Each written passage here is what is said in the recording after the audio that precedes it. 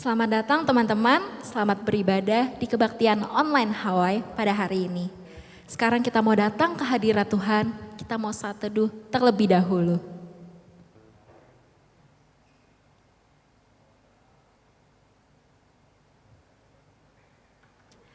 Saat teduh selesai.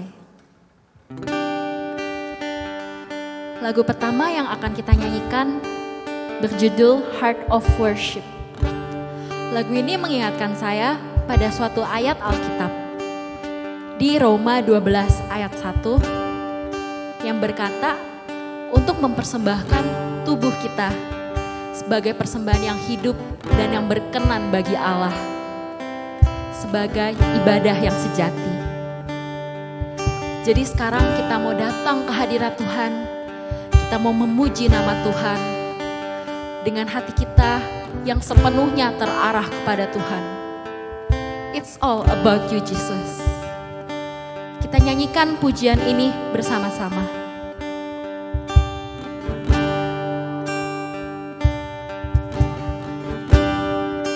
When the music fades, all is stripped away, and I simply come.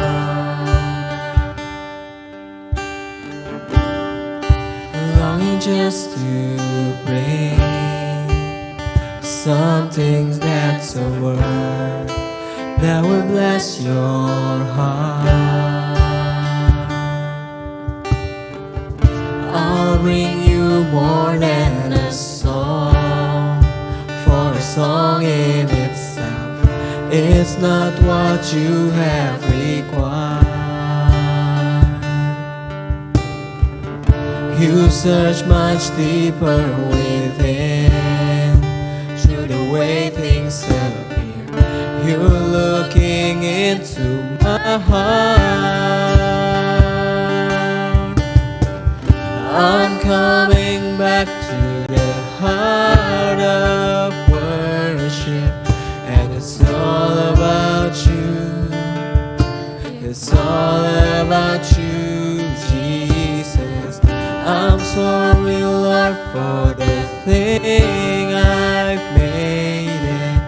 When it's all about you, it's all about you, Jesus.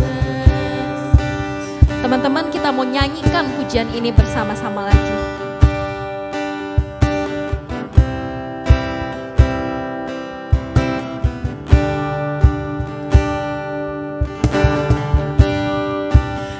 Of endless word, no one could express how much you deserve.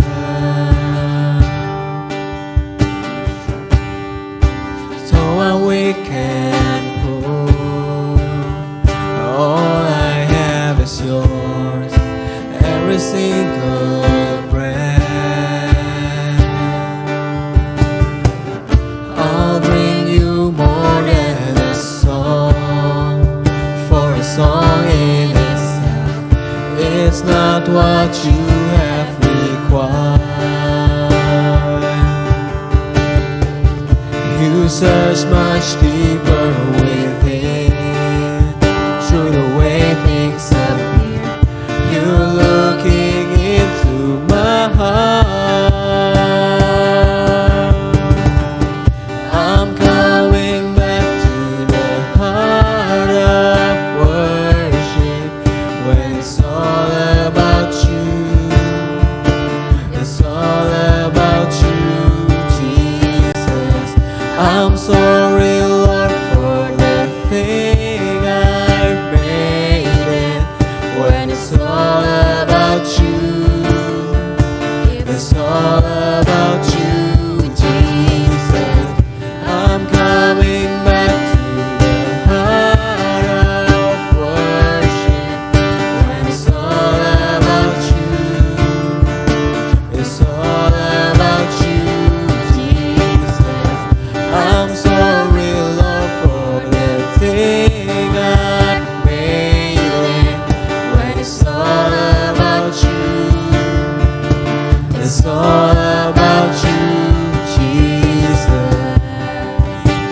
It's all about you. It's all about you. It's all about you, Jesus. It's all about you. It's all about you. It's all about you, Jesus.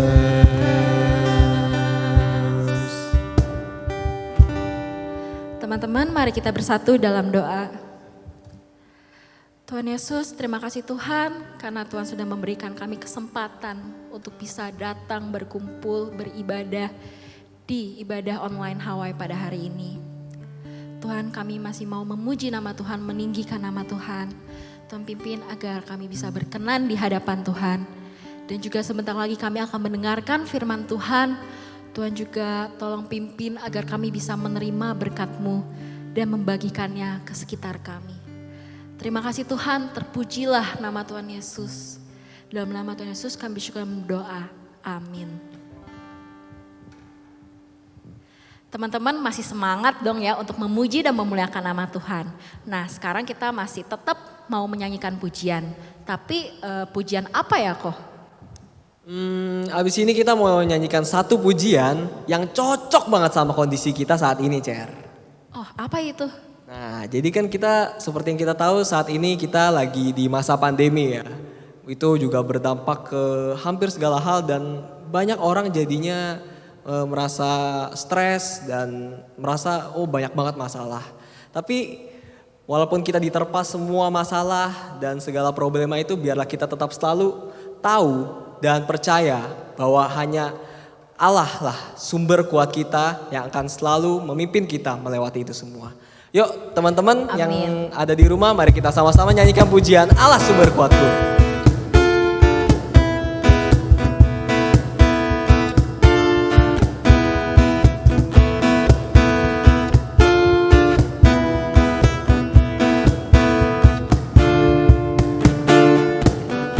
Hanya Kau milikku di surga. Tiada yang ku ingini di bumi, hanya Kau. Tak ku andalkan kekuatanku, namun yang pasti Kau tetap selamanya Allah sumber kuatku. Allah sumber kuatku, Allah sumber kuatku dan bagianku selama-lamanya, selamanya. Kita nyanyikan pujian ini bersama sekali lagi. Hanya Kau milikku di surga. Ingini di bumi, hanya Kau. Tak ku andalkan kekuatanku, namun yang pasti Kau tetap selamanya Allah sumber kuatku. Allah sumber kuatku, Allah sumber kuatku dan bagianku selama-lamanya. Allah sumber kuatku, Allah sumber kuatku, Allah sumber kuatku dan bagianku selama-lamanya, selamanya.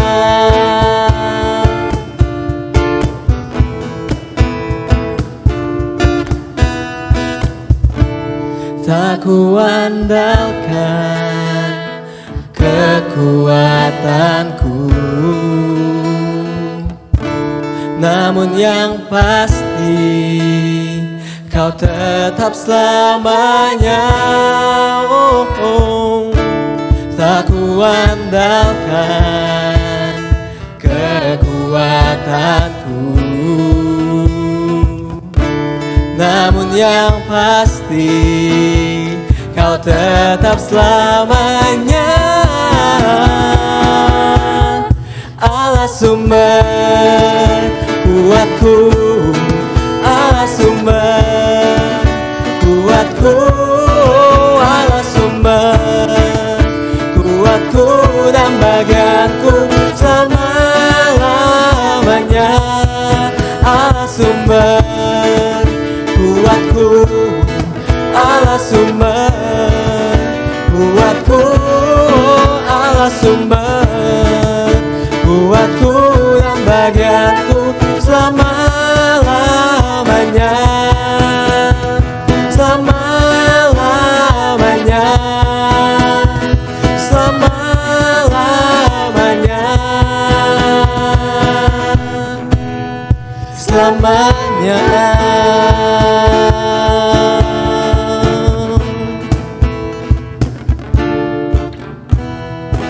Amin teman-teman, Allah sumber kuat kita. Ya, sebelum mendengarkan firman Tuhan, kita mau menyanyikan satu pujian lagi. Ku percaya janjimu Tuhan.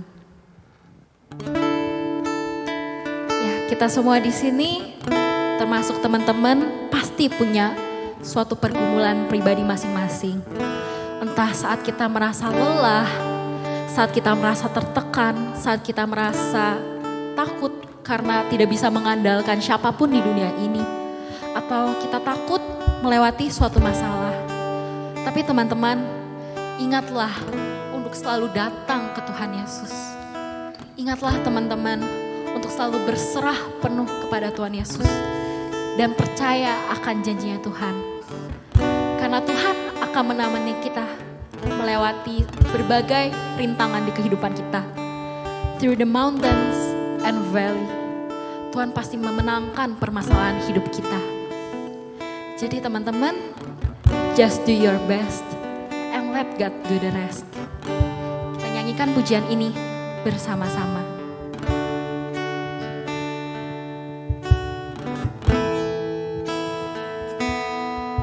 Saat ku hancur hati, ku datang padamu. Kau beri kekuatan dan beri penghiburan. Saat tak seorang pun dapat ku handalkan, Kau yang memberi jalan, Kau yang menuntunku. Saat ku tak mengerti dalam hidup ini, namun firman-Mu selalu menerangiku. Engkau yang buatku kuat lewati semua. Mari teman-teman, kita Engkau nyanyikan pujian ini bersama-sama pertolonganku, dengan sepenuh hati kita. tempat Arahkan ke Tuhan. harapanku, Tuhan. Ku percaya janji-Mu dalam hidupku. Kau beri kemenangan, Tuhan. Kau selalu setia di dalam hidupku.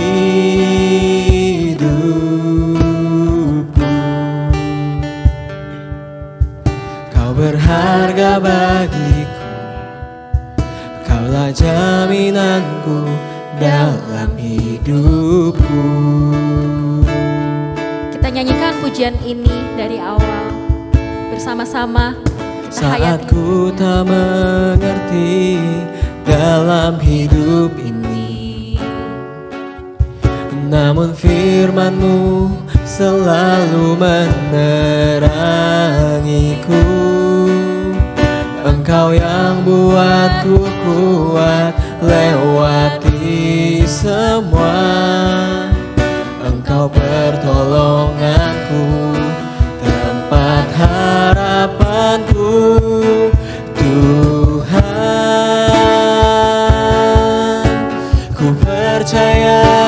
janjimu dalam hidupku. Kau beri kemenangan Tuhan. Kau selalu setia di dalam hidupku.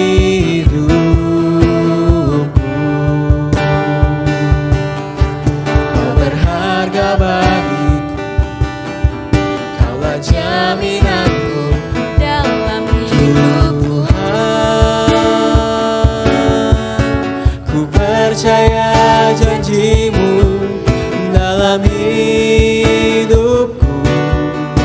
Kau beri kemenangan Tuhan. Kau selalu setia di dalam hidupku.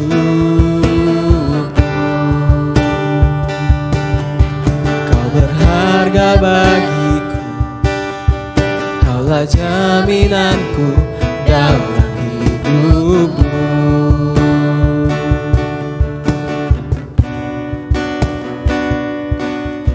Kau berharga bagiku, Kaulah jaminanku dalam hidupku.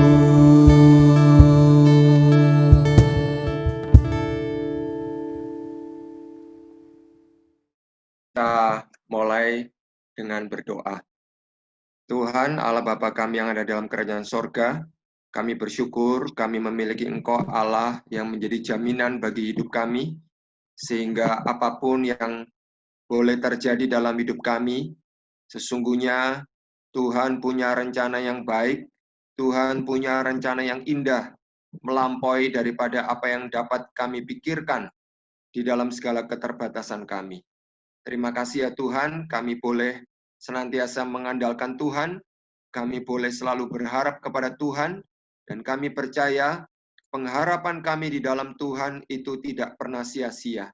Terima kasih ya Tuhan, dan kami saat ini akan belajar dari firman-Mu, kiranya Roh Kudus-Mu yang boleh menyucikan kami, dan boleh memberikan iluminasi, memberikan kepada kami pengertian, supaya kami boleh memahami setiap bagian firman ini, dan supaya hidup kami boleh diubahkan oleh firman Tuhan. Berbicaralah ya Bapa, sebab kami mau belajar dan kami mau melakukannya di dalam hidup kami hari lepas hari. Di dalam nama Tuhan Yesus, amin.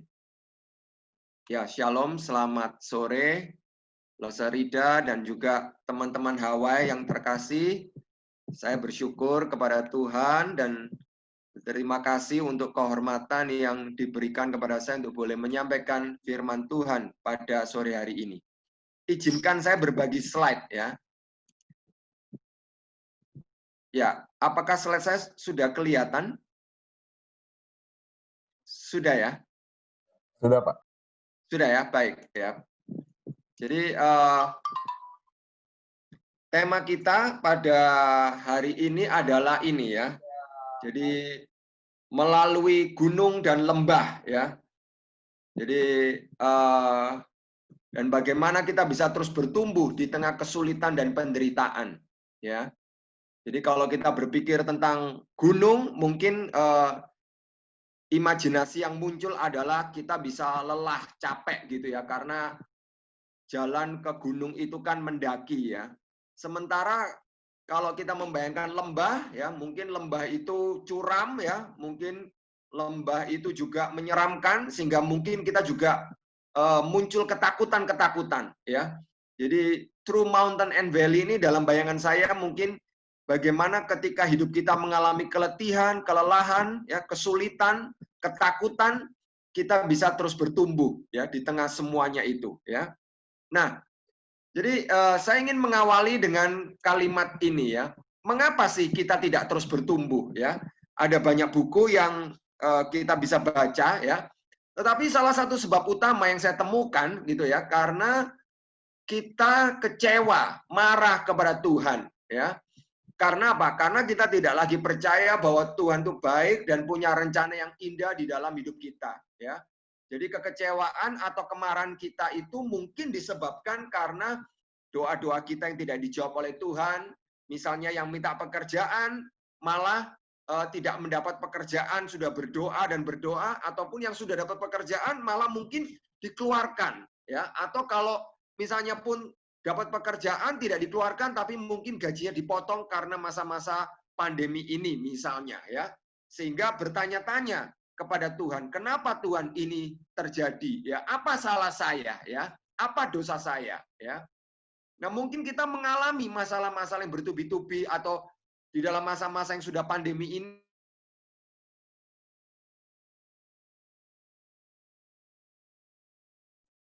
Saya tidak tahu ya apa yang terjadi dengan teman-teman, tapi mungkin ada yang sampai putus pacar misalnya, ya.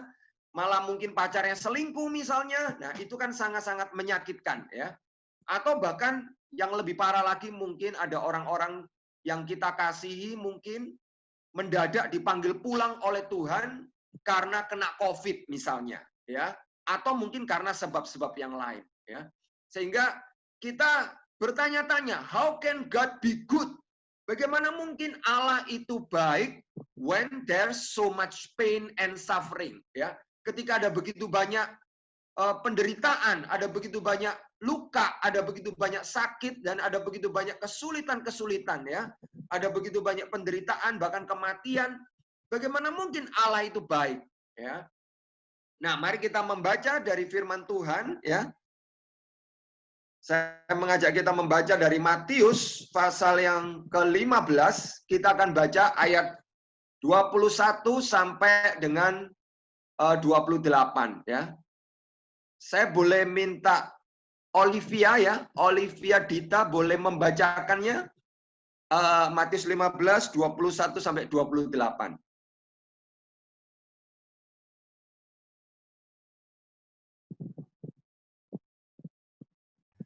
Matius 15 ayat 21 sampai 28. Perempuan Kanaan yang percaya. Lalu Yesus pergi dari situ dan menyingkir ke daerah Tirus dan Sidon. Maka datanglah seorang perempuan Kanaan dari daerah itu dan berseru, "Kasihanilah aku ya Tuhan, anak Daud, karena anakku perempuan kerasukan setan dan sangat menderita." Tetapi Yesus sama sekali tidak menjawabnya. Lalu murid-muridnya datang dan meminta kepadanya, "Suruhlah ia pergi, ia mengikuti kita," dengan berteriak-teriak. Jawab Yesus, "Aku diutus hanya kepada domba-domba yang hilang dari umat Israel." Sembah dia sambil berkata, "Tuhan, tolonglah aku." Tetapi Yesus menjawab, "Tidak patut mengambil roti yang disediakan bagi anak-anak dan melemparkannya kepada anjing." Kata perempuan itu, "Benar Tuhan, namun anjing itu makan remah-remah yang jatuh dari meja tuannya." Maka Yesus menjawab dan berkata kepadanya, "Hai ibu, besar imanmu, maka jadilah kepadamu seperti yang kau kehendaki." Dan seketika itu juga anaknya sembuh. Ya, terima kasih Olivia. Berbahagialah setiap kita yang boleh tekun membaca, merenungkan dan melakukan firman Tuhan hari lepas hari. Ya. Jadi ini kisahnya diawali dengan Yesus menyingkir ke Tirus dan Sidon, ya. Jadi pada waktu itu orang-orang Yahudi itu kan memiliki pandangan, ya, bahwa merekalah, ya, satu-satunya umat pilihan Allah, dan semua orang non-Yahudi yang lain itu bukan umat pilihan Allah. Mereka orang-orang kafir, ya, yang dianggap rendah, dianggap berdosa, haram, dan sesat, ya. Jadi 4 kata ini, dianggap rendah, berdosa, haram, dan sesat, artinya mereka pasti akan dimurkai Allah, pasti akan dihukum oleh Allah, ya. Satu-satunya umat yang akan diselamatkan ya cuma orang-orang Israel itu sendiri, ya. Nah, tetapi yang menarik justru Tuhan Yesus menyingkir ke daerah orang kafir ini, ya, menyingkir ke daerah orang-orang yang dianggap rendah, berdosa, haram, dan sesat ini, ya. Jadi kalau kita lihat petanya, teman-teman, kalau kita lihat petanya, di situ kan ada yang hijau, ya, tulisannya Kingdom of Israel, ya. Nah, terus kemudian di atasnya itu ada yang warna biru tua, begitu ya. Nah, di situ ada kota yang namanya Sidon dan Tyre, gitu ya. Itu Tyre itu bukan ban ya, tetapi Tyre itu maksudnya Tirus ya. Tirus dan Sidon, karena Tirus dan Sidon ini adalah kota-kota di luar Israel dan kota-kota pesisir ya, di pinggir pantai, begitu ya. Jadi justru Yesus itu menyingkir ke daerah orang kafir. Yesus sudah keluar dari daerah kerajaan Israel, gitu ya. Nah, di wilayah kafir itulah Tuhan Yesus bertemu dengan seorang perempuan yang kita tidak tahu namanya siapa, ya. Kita tidak tahu siapa nama perempuan ini. Yang pasti adalah disebutkan perempuan Kanaan. Jadi dia adalah orang yang tinggal setempat di situ, orang Kanaan, dan bukan umat pilihan Allah, bukan orang Israel, ya. Nah, jadi perempuan Kanaan itu rupanya dia datang mau minta tolong, ya, minta tolong. Kenapa? Karena anak perempuannya itu kerasukan setan dan sangat-sangat menderita, dikatakan begitu, ya. Jadi kemungkinan besar perempuan ini sudah berusaha membawa anaknya ke berbagai tempat, ya, mungkin menemui berbagai tabib-tabib atau semacam dokter begitu pada waktu itu, ya. Tetapi hasilnya nihil, ya. Anaknya tetap menderita, setannya tidak keluar-keluar, ya. Nah, jadi ketika dia mendengar Yesus datang, ya, tentunya kabar tentang Yesus sebagai miracle worker, sebagai orang yang hebat di dalam membuat mujizat-mujizat, itu sudah sampai ke telinganya, ya. Sehingga akhirnya gitu ya, dia memutuskan untuk menemui Yesus untuk minta tolong. Jadi dia menemukan harapan baru, new hope di dalam Tuhan Yesus, ya. Nah, tetapi yang menarik gitu ya, kalau kita lihat gitu ya, bagaimana respon Tuhan Yesus terhadap permintaan tolong dari perempuan Kanaan yang anaknya sedang kerasukan setan dan sangat menderita ini, ya. Nah, respon Yesus itu paling tidak ada 3, ya. Yang pertama, ya, dikatakan firman Tuhan, Yesus sama sekali tidak menjawab. Perhatikan ya, kata yang dipakai itu adalah sama sekali tidak menjawab. Artinya, Yesus hanya diam saja. Bayangkan ya, dimintai tolong, nggak jawab apa-apa, diam saja. Seolah-olah Yesus tidak peduli. I don't care about you. Seolah-olah Yesus mau mengatakan begitu. Dengan kediamannya itu ya. Dengan dia diam, dengan dia sepertinya tidak peduli. Ya. Nah lalu kemudian ketika perempuan itu malah berteriak-teriak gitu ya. Akhirnya Yesus memberikan jawaban. Ya. Dia merespon dengan mengatakan apa?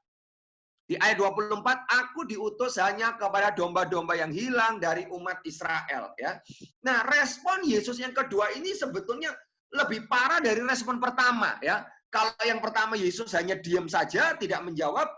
Ya, tetapi yang kedua ini ketika Yesus bicara, aku diutus hanya kepada domba-domba yang hilang dari umat Israel, ini sebetulnya mengandung unsur diskriminasi dan penolakan. Ya.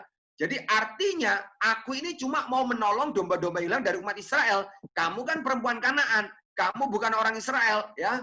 Jadi dia seolah-olah didiskriminasi, dibedakan dan ditolak, ya. Seolah-olah Yesus mengatakan aku tidak bisa menolong kamu, ya. Karena aku diutus hanya kepada domba-domba hilang dari umat Israel saja, ya. Nah, lalu kemudian yang terakhir gitu ya. Yang terakhir Yesus merespon dengan ini, ya. Kalau kita membaca ayat 26, tidak patut mengambil roti yang disediakan bagi anak-anak dan melemparkannya kepada anjing, ya. Jadi sebetulnya Yesus ketika dia merespon yang ketiga ini adalah mengandung unsur penghinaan. Kenapa? Karena perempuan Kanaan ini disebut atau disamakan dengan anjing, ya. Dan anjing itu ya, kata anjing kalau kita berbicara anjing kepada seseorang, anjing kamu begitu kan ya. Ya sekarang juga itu juga tetap penghinaan gitu kan ya. Jadi jangan sampai kita mengatakan orang itu anjing begitu ya. Tetapi yang dimaksud dulu itu adalah anjing itu memang adalah kata ya. Kalau kita lihat ya, Alkitab beberapa kali memakai kata anjing itu sebetulnya untuk memberikan penekanan kepada orang non-Yahudi ya. Itu untuk merendahkan orang non-Yahudi. Dan itu dianggap sebagai musuh orang Yahudi, itu disebut sebagai dengan kata anjing, ya. Jadi itu memang kata yang biasa dipakai sekali lagi oleh orang Yahudi. Jadi bukan cuma hanya Yesus yang memakai kata seperti itu, tetapi orang-orang Yahudi biasanya menyebut orang non-Yahudi itu sebagai anjing, ya. Nah, itu respon Tuhan Yesus sekali lagi ya. Yang pertama dia tidak menjawab, yang kedua dia melakukan diskriminasi dan penolakan, dan yang ketiga dia menghina dengan menyebut kata anjing itu, ya. Nah, jadi kalau kita lihat respon Yesus ini sebetulnya makin lama makin berat menekan perempuan itu, ya. Jadi kalau misalnya teman-teman lihat level stresnya perempuan Kanaan ini, saya membayangkan ya, level stresnya itu mungkin dia levelnya sudah high, ya, sudah sangat stres karena kan dia sudah cari pertolongan kemana-mana, nggak dapat begitu ya, minta tolong ke tabib ini, tabib itu, tabib ini, tabib itu, nggak ada yang bisa menolong anaknya. Sekarang dia minta tolong kepada Yesus pun, Yesus nggak langsung menolong. Sekali lagi ya, Yesus diam saja, Yesus melakukan diskriminasi, penolakan, bahkan Yesus merendahkan perempuan dengan mengatakan dirinya seperti anjing. Ya, jadi ini adalah sesuatu respon yang sangat-sangat menekan. Saya membayangkan stresnya perempuan ini tuh sudah sampai tingkat yang maksimum, ya, sudah sangat-sangat stres. Ya, perempuan ini bukannya mendapat pertolongan yang cepat dari Yesus, tetapi saya lihat di sini kalau kita baca ya, kalau teman-teman membayangkan diri kita sebagai perempuan Kanaan ini, justru kita jadi ketambahan penderitaan. Jadi penderitaan kita jadi bertambah karena sikap Yesus yang tadi itu ya, yang diam, tidak peduli, menolak untuk menolong, bahkan sampai merendahkan. Ya. Nah, pertanyaannya sekarang adalah teman-teman, bagaimana respon perempuan Kanaan itu ketika respon Yesus menjadi sepertinya membingungkan dan membuat perempuan itu semakin lama semakin stres dan semakin stres sampai mungkin pada tahap yang sudah maksimum. Ya. Apakah perempuan itu menjadi marah? Wah, sudahlah Yesus, ya, aku minta tolong kau, tapi kau tidak mau menolong aku. Ya sudah, aku pergi saja. Aku akan minta tolong orang lain. Ya, bisa jadi kan perempuan itu marah-marah seperti itu. Ya, atau mungkin dia menjadi kecewa, dia mungkin menangis, dia mungkin putus asa, dan dia mungkin meninggalkan Yesus. Ah, percuma aku minta tolong kepada orang Yahudi satu ini. Ternyata dia lebih parah dari orang yang lain. Kalau orang yang lain masih berusaha menolong aku walaupun gagal. Ini menolong aja tidak, malah apa? Malah mendiskriminasi aku, menolak aku, dan merendahkan aku. Ya. Jadi apakah perempuan ini menjadi marah, kecewa, putus asa, dan meninggalkan Yesus? Jawabannya no. Ya. Sama sekali perempuan itu tidak, Alkitab tidak mencatat dia marah, tidak dicatat dia kecewa, tidak dicatat dia putus asa, dan yang pasti tidak dicatat dia meninggalkan Yesus. Ya, jadi perempuan ini responnya seperti ini, teman-teman ya. Mari kita lihat satu demi satu ya. Jadi kisahnya tadi yang awal kan datanglah seorang perempuan dari perempuan Kanaan, lalu dia berseru kan ya. Dia berseru, kasihanilah aku ya Tuhan, anak Daud, karena anakku perempuan kerasukan setan dan sangat menderita. Ya, itu permintaan tolongnya dia.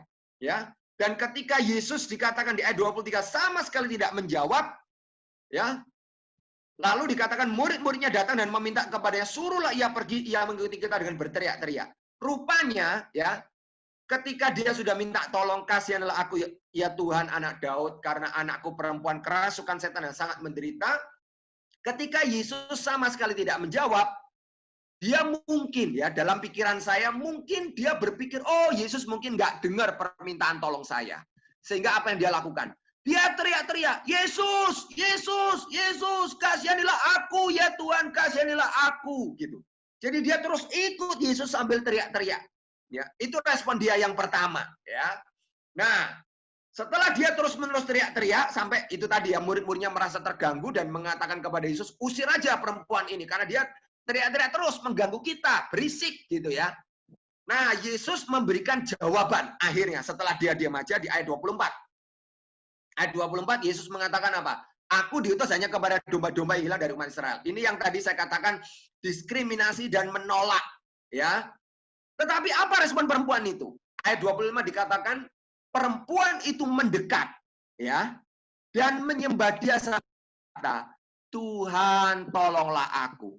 Ya, jadi menarik, dari awalnya dia teriak-teriak gitu ya, sekarang dia kemudian mendekati Yesus, ya, dia kemudian menyembah Yesus karena mungkin tadi dia sambil jalan, karena mungkin juga Yesus sambil jalan kaki begitu ya.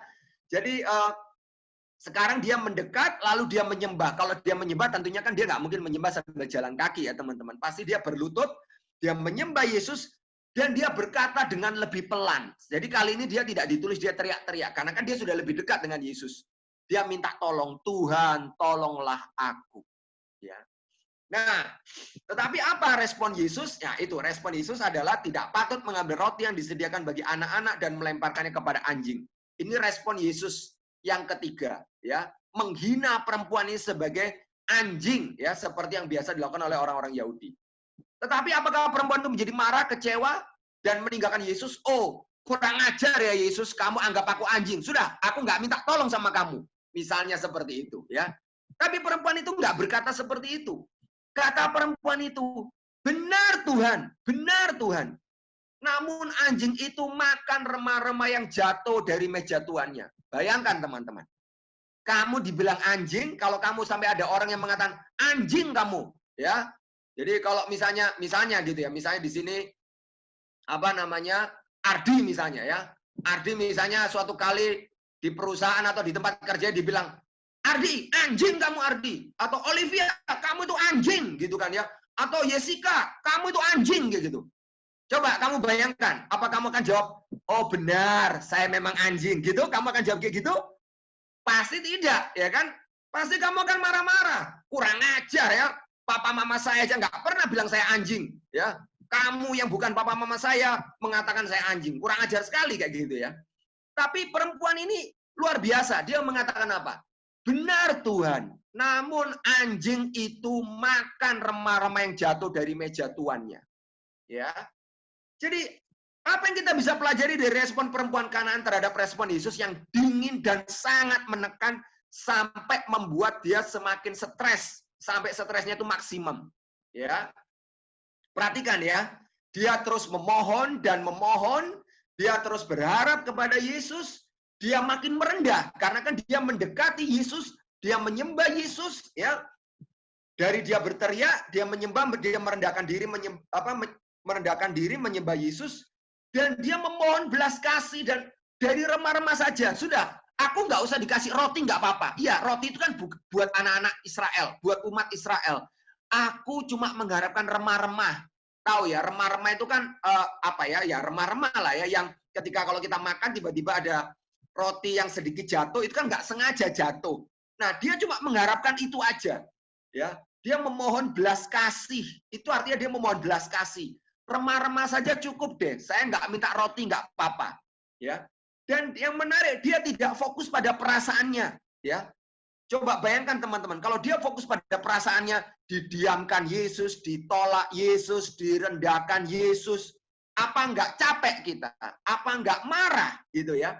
Tapi dia sama sekali tidak fokus pada perasaan-perasaannya. Ya. Dia terus fokus kepada Yesus. Dia terus memohon belas kasih Yesus. Dia terus merendahkan diri di hadapan Yesus. Nah, teman-teman, di dalam masa-masa pandemi seperti ini, di dalam masa-masa ketika kita mengalami harus melewati gunung dan lembah yang membuat kita letih, stres, tertekan, dan khawatir, ya, respon kita tuh bisa seperti wortel dan bisa seperti telur, ya. Teman-teman tentunya tahu ya, apa bedanya wortel sama telur kalau dipanaskan? Tahu ya pasti bedanya ya. Wortel kalau dipanaskan makin apa? Makin lembek. Ya kan? Makin lembut, ya kan? Makin lembek, makin lembut, ya. Sedangkan telur kalau dipanaskan akan jadi apa? Makin keras ya, makin keras ya. Nah, kita bagaimana ketika kita mengalami kesulitan dan penderitaan? Apakah kita seperti wortel yang dipanaskan atau seperti telur yang dipanaskan? Ya. Nah, jadi krisis yang kita alami dalam pandemi ini sebetulnya adalah dipakai Tuhan untuk menolong kita bertumbuh dalam iman kepada Yesus. Walaupun memang bertumbuh dalam iman kepada Yesus itu tidak mudah, ya, tidak mudah, teman-teman, ya. Sometimes God doesn't change your situation because He is trying to change your heart, ya. Kenapa Tuhan tidak mengubah situasi kita atau nampaknya situasi kita berubahnya sangat-sangat lambat, ya? Itu karena Dia mau mengubah hati kita. Ya. Jadi karena perempuan itu makin merendah dan terus beriman kepada Yesus, Yesus kemudian akhirnya memuji iman perempuan itu. Ya. Hai ibu besar imanmu, maka jadilah kepadamu seperti yang kau kehendaki, dan seketika itu juga anaknya sembuh. Ternyata teman-teman, dari sini kita lihat apa? Ternyata Yesus tidak diam saja. Ternyata Yesus tidak menolak perempuan Kanaan itu. Ternyata Yesus juga tidak benar-benar menganggapnya sebagai anjing. Ya, ternyata Yesus mengasihi perempuan Kanaan ini dan mengasihi anaknya yang kerasukan setan itu. Dan akhirnya buktinya apa? Akhirnya Yesus betul-betul menyembuhkan anak dari perempuan ini. Ya, teman-teman yang terkasih, anybody can thank God for good things. But when you can thank God even in the bad things, your faith grows. Itu kata-kata dari Rick Warren. Ya, jadi kalau kita hanya bisa bersyukur ketika situasi kita baik dan kita tidak bisa bersyukur ketika situasi kita tidak baik, iman kita tidak akan bertumbuh. Tetapi kalau kita belajar bersyukur di tengah-tengah situasi yang tidak baik, maka Rick Warren mengatakan iman kita akan bertumbuh. Ya. Jadi kalau kita lihat, ternyata fokus utama Yesus itu bukan pada permohonan dari perempuan ini, tetapi pada pemohonnya, pada perempuan itu sendiri sebetulnya. Yang pertama Yesus lakukan terhadap permohonan perempuan Kanaan yang minta tolong itu adalah memproses dahulu diri perempuan itu, baru kemudian mengabulkan permohonannya. Ini menjelaskan mengapa ketika kita sedang berada dalam krisis keuangan, mungkin krisis kesehatan, keluarga, dan lain-lain, lalu kita datang kepada Tuhan untuk memohon pertolongannya, seringkali yang terjadi adalah apa? Tuhan mengizinkan kita mengalami krisis dan penderitaan yang makin berat. Artinya kita nggak langsung ditolong oleh Tuhan. Tuhan pasti menolong kita. Saya percaya itu. Tetapi seringkali itu Tuhan tuh tidak langsung menolong kita.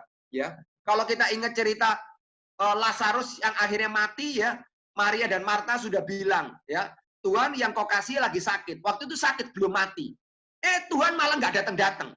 Tuhan malah sengaja menunggu Lazarus sampai betul-betul mati, sampai akhirnya dia sudah ada di dalam kuburan 4 hari. Ya, dikatakan firman Tuhan sampai 4 hari untuk menunjukkan dia betul-betul sudah mati dan mulai membusuk. Begitu. Ya. Barulah Yesus datang. Ternyata Yesus menolong bukan dengan menyembuhkan. Yesus punya rencana yang lain, yaitu apa? Membangkitkan Lazarus, bukan menyembuhkan Lazarus. Seringkali kita seperti itu. Kita minta disembuhkan. Padahal Tuhan punya rencana yang lain untuk kita. Ya. Jadi mungkin teman-teman tahu kata-kata ini ya dari seorang yang bernama Dr. Charles Stanley, ya, seorang pengkhotbah yang salah satu pengkhotbah terkenal dari Amerika gitu ya. Kita harusnya itu fokus on God, not your problems, ya. Saya percaya kita semua percaya kata-kata ini, ya. Fokus kepada Allah dan bukan kepada masalah kita. Tetapi pertanyaannya adalah, ketika masalah kita tidak kunjung diselesaikan oleh Yesus, ketika masalah kita jadi tambah parah, ketika kita minta tolong kok jadi tambah parah, lalu apa yang kita lakukan? Nah, kalau kita jadi marah kepada Tuhan, kita menjadi kecewa kepada Tuhan, kita tidak lagi mau ke gereja, kita tidak lagi mau ibadah hawai misalnya, itu artinya kita tidak fokus kepada Tuhan.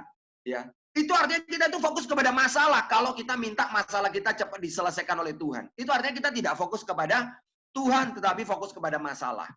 Ya, teman-teman, kalau kita mau terus bertumbuh dalam masa-masa sulit, kita harus belajar untuk fokus kepada Allah. Bukan fokus kepada berkat-berkat Allah, kepada pertolongan dari Allah, kepada apakah Allah menjawab doa kita atau tidak. Tapi fokus kepada Allah. Ya. Ini sesuatu yang saya pikir ini tidak mudah. Saya sendiri juga masih terus belajar. Ya. Tetapi kalau kita mau bertumbuh di dalam masa-masa sulit, maka kita harus fokus kepada Allah. Ada atau tidak ada pertolongan, ya, fokuslah terus kepada Allah. Ya. Maka itu akan menolong kita bertumbuh. Kalau kita lihat misalnya kisah Yusuf, ya, Allah sebenarnya ya di dalam Kejadian gitu ya, Kejadian mulai pasal 37, Allah sebenarnya dapat menggenapi mimpi Yusuf dengan mudah. Kita tahu ya, Yusuf itu kan punya mimpi, dia punya berkas kakak-kakaknya tunduk, lalu kan dia ada mimpi yang lain yaitu bintang-bintang, matahari, bulan tunduk kepada dia, begitu ya. Jadi Allah bisa menggenapi mimpi Yusuf dengan sangat mudah. Namun justru Allah mengizinkan Yusuf menempuh jalan yang sangat panjang dan terjal lewat pengkhianatan dari kakak-kakaknya yang iri hati, lewat perbudakan di rumah Potifar, lewat fitnah istri Potifar, lewat penjara, serta lewat dilupakan oleh kepala juru minuman Raja Firaun yang sudah ditafsirkan mimpinya. Ya. Kenapa demikian? Karena Allah mau membentuk Yusuf menjadi orang yang sesuai kehendak Allah. Melalui semua jalan yang panjang dan terjal itu, Allah sedang mempersiapkan Yusuf untuk menjadi pemimpin masa depan yang akan menyelamatkan Mesir dan bangsanya sendiri dari kelaparan. Ya, pemimpin yang berhikmat, yang hidup kudus, yang beriman kepada Allah, yang penuh pengampunan. Itu yang akhirnya semua itu ditunjukkan oleh Yusuf melalui semua kejadian-kejadian yang sangat pahit itu. Dan hal di atas, hikmat, hidup kudus, beriman, penuh pengampunan itu tidak akan bertumbuh dalam diri Yusuf jika kalau dia tetap tinggal di rumah dari ayahnya yang begitu memanjakan dia. Ya. Jadi if you ask why God is silent, kalau kita merasa kita sudah berdoa dan berdoa minta tolong, kenapa Allah terus diam saja? Kenapa sepertinya everything getting worse gitu ya? Sepertinya kondisi kita makin memburuk dan seperti Allah diam aja. Maka jawabannya adalah He is busy in building you. Dia sedang sibuk membentuk kita. Ya. Proses pembentukan yang dilakukan Allah bisa juga dengan cara tidak menyelesaikan masalah atau penderitaan kita. Ya, saya ulangi ya, karena ini bagian yang sangat sulit sebetulnya. Proses pembentukan dilakukan Allah bisa juga dengan cara tidak menyelesaikan masalah atau penderitaan kita. Kenapa? Kalau kita baca dari 2 Korintus 12:7-9, ya, Paulus waktu itu mengalami utusan iblis yang menggocok dia. Dikatakan supaya aku jangan meninggikan diri. Allah mengizinkan utusan iblis menggocok dia, mengganggu Paulus. Dikatakan seperti duri dalam daging. Bayangkan ya, kalau teman-teman pernah kemasukan duri dalam daging, itu sangat-sangat sakit. Kita bisa jadi panas, kita bisa jadi nggak tenang ya, sampai duri itu dikeluarkan gitu ya. Dan tentang hal itu sudah 3 kali aku berseru kepada Tuhan supaya utusan iblis itu mundur daripada aku. Supaya aku tidak terus-menerus menderita. Supaya aku tidak terus-menerus digocok, diganggu. Ya, ini sangat mengganggu aku, sangat membuat aku menderita. Tetapi apa jawaban Tuhan? Tuhan menjawab apa? Cukuplah kasih karuniaku bagimu, sebab justru dalam kelemahanlah kuasaku menjadi sempurna. Nah, dan kemudian Rasul Paulus mengatakan apa? Sebab itu terlebih suka aku bermegah atas kelemahanku, supaya kuasa Kristus turun menaungi aku. Jadi akhirnya Paulus belajar menerima duri dalam daging itu. Belajar bahwa doanya, bayangkan ya, seorang rasul doanya pun tidak dikabulkan oleh Tuhan. Ya, Allah tidak menyelesaikan masalahnya seperti ibu perempuan Kanaan itu tadi ya. Allah tidak mengambil duri dalam daging itu, melainkan membiarkan itu supaya Paulus belajar apa artinya menjadi kuat di dalam segala kelemahannya, kuat di dalam Tuhan ya. Jadi kalau kita tadi mengatakan Allah itu kuatku, ya, Allah itu kuatku. Mau nggak kamu, kita semua, siap nggak kita kalau masalah kita nggak akan diselesaikan oleh Tuhan dalam jangka waktu tertentu? Ya, Allah kalau membiarkan kita terus lemah, apa kita akan bisa kuat ketika kita terus makin melemah? Apa kita bisa berkata seperti Paulus? Ya, ketika aku lemah maka aku kuat. Ya, kuat di dalam Tuhan. Dan kalau kita lihat juga, Tuhan memproses dulu diri perempuan Kanaan itu baru kemudian menyelesaikan penderitaannya. Sedangkan kalau Paulus, Tuhan memproses diri Paulus tanpa menyelesaikan penderitaannya. Kelemahan dan penderitaan yang Paulus minta untuk diambil justru dipertahankan oleh Allah demi menghasilkan kebaikan yang lebih besar. Ya. Dengan membiarkan duri itu terus berada dalam dagingnya, Allah sedang menghancurkan kesombongan rohani dan membentuk karakter yang terus-menerus bergantung kepada anugerah Allah di dalam diri Paulus. Ya. Jadi teman-teman yang terkasih, Tuhan menginginkan kebaikan dalam hidupmu lebih daripada engkau sendiri. Pertanyaannya, mau nggak kau percaya? Ya. Karena Tuhan selalu punya kebaikan yang lebih besar daripada kebaikan yang dapat kita pikirkan. Ya. Nah teman-teman tadi siang ya, pagi lah ya, jam 10 tadi sampai jam 12 tadi ya, saya ikut acara ini ya, The Hero Inside Us. Ini salah satunya untuk memperingati Hari Pahlawan ya. Nah di situ ada Pak Ahok yang menjadi narasumber, dia diwawancara begitu ya. Nah yang menarik, kita semua tahu ya, Pak Ahok pernah masuk penjara ya. Pak Ahok justru mengatakan apa? Justru dengan Allah seolah diam mengizinkan beliau masuk penjara, Allah itu sedang mempromosikan dia. Dan memang betul ternyata. Sekarang dia menjadi komisaris utama dari perusahaan minyak terbesar di Indonesia, yaitu Pertamina. Ya.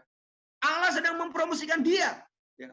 Dan Allah sedang membentuk dia menjadi ciptaan baru. Salah satu yang dia tadi, saya nggak tahu ada teman-teman nggak yang ikut acara ini ya. Tapi tadi itu dia, salah satu yang menarik itu dia pakai kata apa? Saya belajar menjadi lebih lemah lembut. Lebih lemah lembut. Lebih lemah lembut. Kita tahu Pak Ahok itu kan katanya ya, kalau kita lihat di video-videonya suka marah-marah ya, khususnya kalau kepada pegawai-pegawai negeri yang kerjanya nggak beres gitu waktu dia masih jadi gubernur begitu ya. Tapi justru di situ dia belajar ya, ketika dia tadi diwawancara, dia belajar ketika dia masuk penjara untuk menjadi orang yang lebih lemah lembut. Luar biasa sekali ya.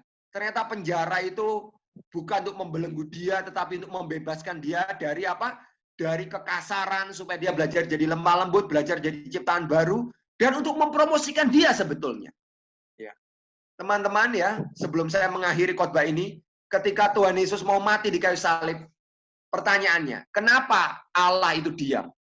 Bahkan ketika Tuhan Yesus berseru, Eli, Eli lama sabachthani, Allahku, Allahku, mengapa engkau meninggalkan aku? Bapak diam aja loh.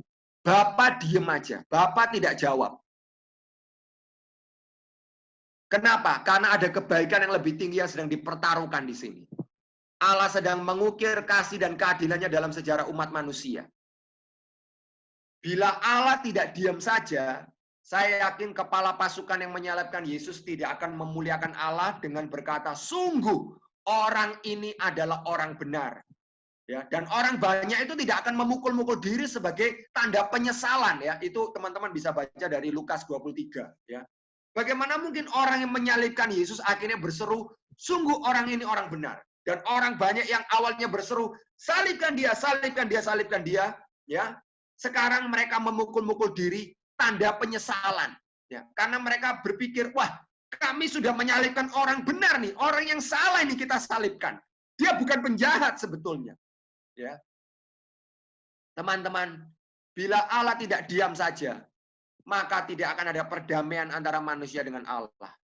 Kita semua pasti binasa selama-lamanya. Kalau Allah menolong Yesus, ya, kalau Allah tidak membiarkan Yesus mati di kayu salib, maka kita semua yang akan terdiam karena kita semua pasti akan binasa. Tidak ada keselamatan. Ya. Jadi bagaimana kita mengalami pertumbuhan di tengah pandemi? Mari terus berfokus kepada Allah. Walaupun Allah itu nampak diam saja, mari terus fokus kepada Allah. Ya, karena dia sesungguhnya nggak diam. Dia sedang sibuk membentuk kamu dan aku. Ya, mari terus bertekun dalam doa. Mari terus belajar bersyukur. Ya, mari terus belajar memuji Tuhan, walaupun mungkin sangat sulit memuji Tuhan. Mari kita memuji Tuhan bukan hanya ketika Tuhan sudah menolong kita, ya. Dan mari kita meyakini bahwa Tuhan sedang bekerja membentuk kita supaya kita bertumbuh, makin hari kita makin dewasa, makin serupa dengan Kristus. Ya. Kiranya Tuhan memberkati kita. Mari kita mengambil waktu sejenak untuk merenung, ya, apa yang Tuhan nyatakan kepada kita. Silakan masing-masing mengambil waktu untuk merenung, untuk berdoa.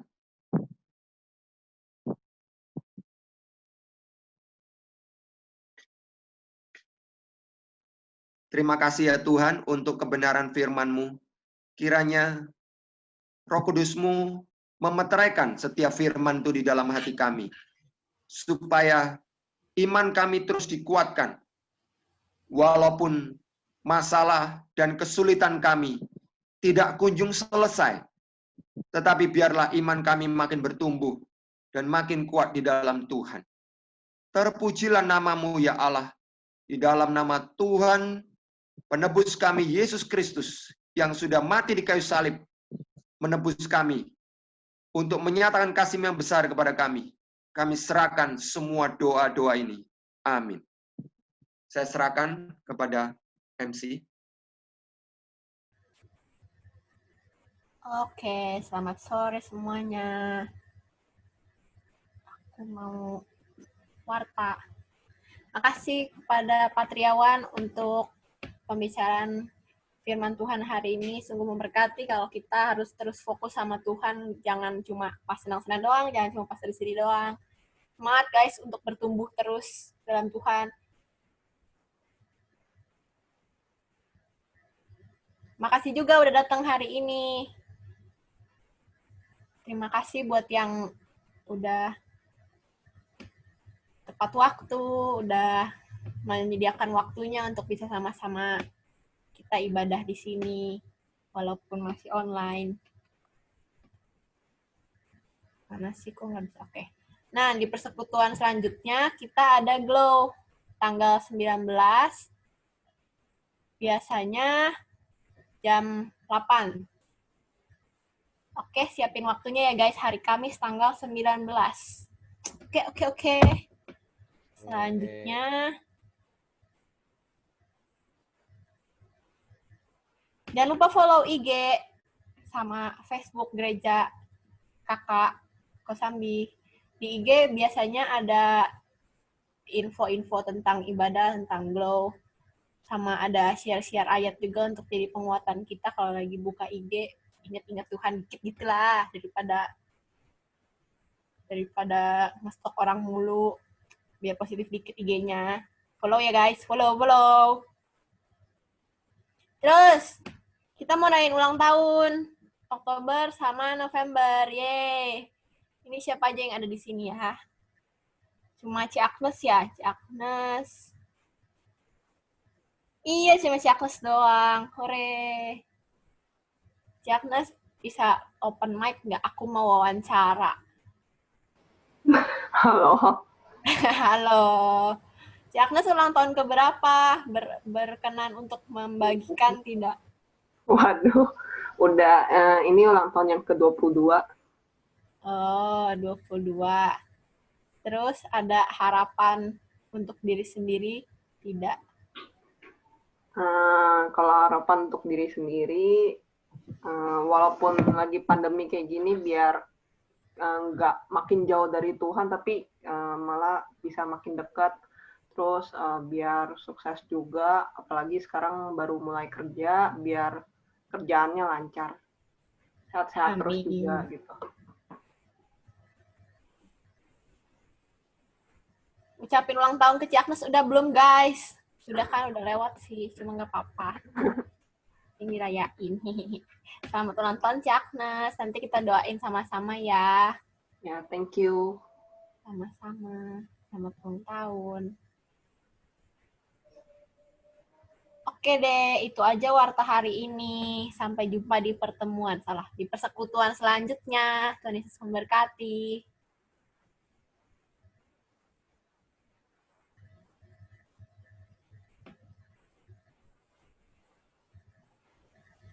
Oke. Sekali lagi terima kasih Pak Triawan sudah sampaikan firman Tuhan di persekutuan Komisi Hawaii pada sore hari ini.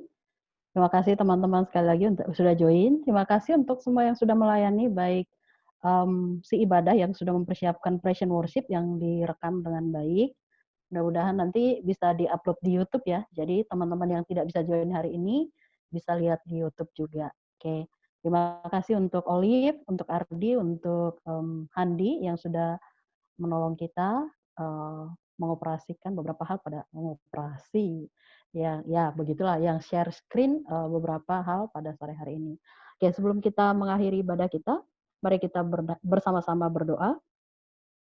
Bapa dalam surga, kami bersyukur Tuhan untuk kebaikan Tuhan yang boleh menyertai kami sampai di persekutuan kami pada sore hari ini. Terima kasih untuk firman Tuhan yang kembali mengingatkan kami untuk memikirkan fokus kami kepada Tuhan, bukan hanya kepada pekerjaan Tuhan, tetapi untuk Tuhan yang menjadi sumber kehidupan kami, yang menjadi sumber segala apapun yang kami perlukan. Kiranya Tuhan terus menolong kami ya Bapa, boleh bertumbuh dalam masa-masa sulit kehidupan kami, dan di masa sulit itu kami semakin diajar dekat dengan Tuhan, semakin diajar untuk fokus kepada Tuhan, bukan kepada masalah kami. Terima kasih ya Bapak untuk hamba Tuhan, penginjil Triawan yang sudah menyampaikan firman Tuhan kepada kami. Tuhan berkati hamba-Mu di dalam pelayanan yang Tuhan percayakan. bersama dengan keluarga, dimanapun Tuhan mau utus hamba-Mu ini, biarlah firman Tuhan boleh diberitakan dan banyak jiwa yang boleh dimenangkan bagi Tuhan. Bersyukur juga untuk semua rekan-rekan, teman-teman Hawaii yang sudah join di persekutuan melalui Zoom meeting pada sore hari ini. Tuhan berkati mereka ya Bapak di dalam semua tanggung jawab yang Tuhan percayakan, baik perkuliahan, baik pekerjaan maupun pelayanan, melalui komisi, bahkan juga pelayanan di gereja Tuhan, Gereja Kalam Kudus Kosambi Baru. Tuhan berkati dan Tuhan senantiasa berikan mereka hati yang semakin hari semakin takut akan Tuhan dan terus mengandalkan Tuhan dalam kehidupan mereka. Dan bersyukur untuk beberapa rekan yang berulang tahun di bulan Oktober dan juga November. Pada sore hari ini bergabung bersama-sama kami dengan Agnes. Kiranya Tuhan memberkati Agnes baik dalam penyelesaian studinya mungkin atau juga untuk pekerjaannya. Tuhan berkati, Tuhan pimpin, dan juga untuk kerinduan-kerinduan pribadinya Tuhan berkenan memberkati dia. Terima kasih Bapa di surga, terima kasih Tuhan.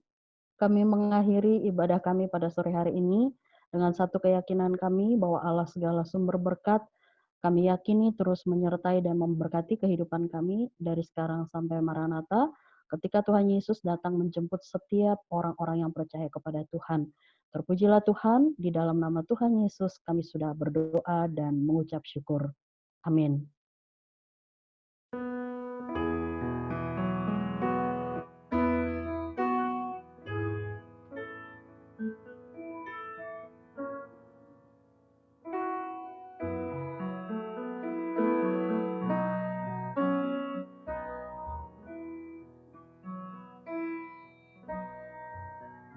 Bapa, terima kasih. Bapa, terima kasih. Bapa di dalam surga, Ku berterima kasih.